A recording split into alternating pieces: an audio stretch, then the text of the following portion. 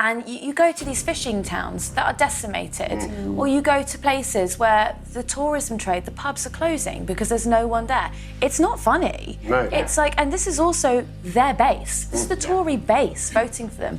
You've got people who earnestly voted for Brexit, thinking that their trawlers would now be full of fish because we were leaving the EU, and people have got no money.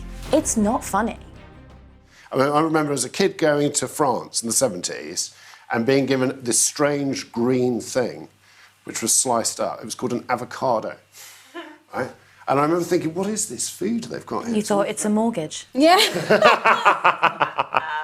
And then, you know, France had better food. But in Britain, everybody thought we had better food. And we live in this sort of isolationist state on these islands sometimes. And I think we're heading back into that territory where everything will be really pretty shit, where inflation will be going through the roof.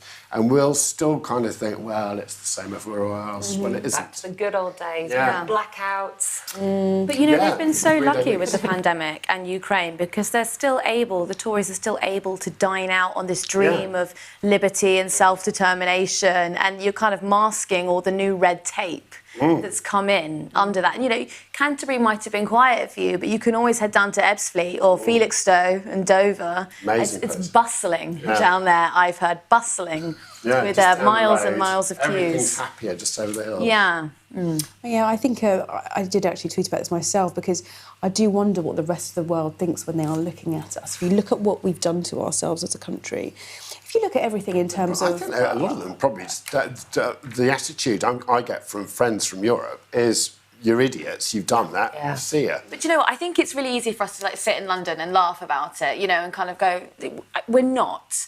But realistically, when we travel around, so I work for Joe, I travel around a lot, and you go to these fishing towns that are decimated, or you go to places where the tourism trade, the pubs are closing because there's no one there. It's not funny. No. It's like, and this is also their base. This is the Tory base voting for them. You've got people who earnestly voted for Brexit, thinking that their trawlers would now be full of fish because we were leaving the EU, and people have got no money. It's not funny. Are they waking up to it? Are they still going to vote Tory, and if so, why? I think it was quite a quick wake-up call. I mean, this has been going on now since...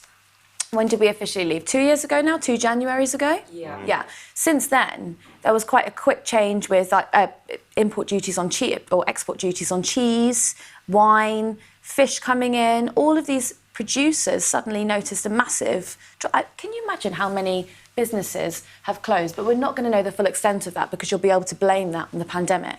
Well, fishing is the classic one because as people kept shouting from 2016 onwards, most of the fish pulled out of our waters went to the European Union. If you've got a time-sensitive good like fish and you're shipping it down to Dover and there's like a 2 or 3 hour queue and you can't get your time-sensitive fish across to European markets, you've lost all the paperwork. I mean, it was nuts. That whole forage fishing thing was crazy. It was absolutely crazy, and people went along with it. And people assumed that you could go down to Whitstable or something, or Hull, and pull a cod out of the sea. You can't. All of that fish was coming in as our, as part of the single market.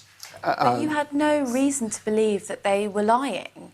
I mean, it's easy for us to sort of sit back and go, well, obviously, with some, critical thinking, we know this was a lie. Why would you think the 6 o'clock news was telling you objective lies? Yeah, and what Johnson would say was one of his legacies is the levelling up agenda. Only 3% of that money's actually been spent in the past year. I'm from Blackpool. Levelling up was a huge thing for us because it was this great, big, mysterious promise, and I did a lot of work with the council on trying to apply for funding from the Levelling Up Fund. Well, they didn't know what it was. We were going to them saying, we think we know what the Levelling Up Fund is, so can we have it for education, health, housing? And they've literally put it on a plate to say, this is what Levelling Up would do for our town. This is our definition of it. They ain't got a bloody clue. No, and also, so this is the thing that Johnson has normalised as well, is the lying in politics. But whatever was promised, we didn't just not get what was promised, we got the opposite. So the levelling up, is it the EU prosperity funds or the development funds that The South East got twice as much as the North East in the levelling up. really? Yeah. And also Twice as much sewage now, so payback. Oh my goodness. But even like the way the levelling up funding was being allocated was very dodgy. There was no transparency behind it. And actually what we were seeing was some of the wealthier Tory constituencies getting levelling funding above more deprived. Was this what Rishi was talking about in that Kent? Well, yeah, he touched upon it there. Yes. Yeah. Why would they do that? I know. Funny, isn't it? It's almost as if they just want votes. But then back to Brexit and we know it's only going on. We've not even seen the full extent of it. We've got Jacob Rees-Mogg who doesn't want to unleash the full extent of our Brexit because he said it would. What was his quote? Basically, the economic damage would be so ridiculous. You can't that we handle the sustain Brexit. it. Yeah. I know. We are basically sheltering ourselves from the full Brexit. Just like a little bit of sovereignty at a I time. think if you're Jacob Rees-Mogg and you're living in a world of sort of nannies and servants and large homes and things. I mean, I knew Jacob Rees-Mogg in my youth. The man lives in a complete doodah-lula band. I mean, I don't even know if that's a word. He's inhabiting a completely different sphere to the rest of us. It's not just a show, that's how he is. The man is inhabiting this different space and mindset. That somebody like that should be like the Levelling Up Secretary or Minister for Brexit or something like that. It is completely bonkers by any metric. And I think it demonstrates the contempt, really, which the Conservative Party and which those kind of upper-class Brexiters have for the rest of the country.